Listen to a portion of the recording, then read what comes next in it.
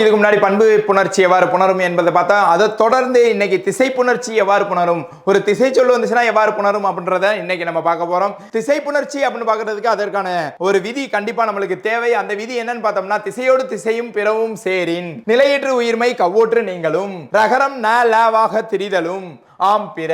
அப்ப திசையோடு திசை சேரும் பொழுது பிறவும் சேரும் பொழுது, அப்ப திசையோட திசையும் திசையோடு பிறவும் சேரும் பொழுது நிலையீற்றில் இருக்கக்கூடிய மெய்யானது அடுத்து கவ் ஒற்றானது கா என்ற ஒற்றானது நீங்கும். இந்த இடத்த முக்கியமா பார்த்து வச்சுக்கோங்க.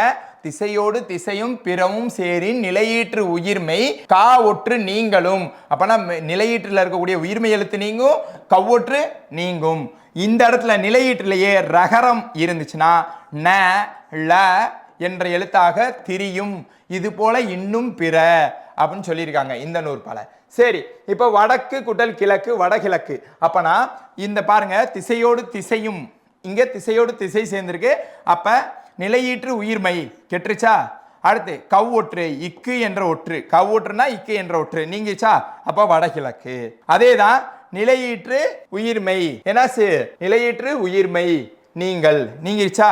இப்ப ரகரம், இந்த ரா என்ற எழுத்தானது இற்று. அப்ப ரகரம் ந லாவாக திரிதல். ஒன்னு நாவா இருக்கணும், இல்லைன்னா லாவா திரியணும். அப்பனா இற்றானது என்ன ஆயிடுச்சு, இன்னாக மாறிடுச்சு. அப்ப இற்றானது என்ன ஆயிடுச்சு, இன்னாக மாறிடுச்சு. அப்ப தே இன் மேற்கு, அப்ப தென்மேற்கு. அதுக்கப்புறம் மேற்கு கூட்டல் திசை. அப்ப நிலையீற்று உயிர்மை நீங்கிருச்சா, கவ்வொற்று இல்ல. அடுத்து ரகரம், இந்த ரகரத்தை பாருங்க இற்று. இப்ப நேலா, ஒன்னு நாவா இல்லைன்னா லாவா. இப்ப மேல் அப்படின்னு இருக்குது இல்லு. அப்ப மேல், மேற்கு திசை மேல் திசை. இத மேற்றிசை அப்படின்னு நம்ம சொல்லலாம். இது போல இன்னொரு வீடியோடு நாளை சந்திப்போம். நன்றி, வணக்கம்.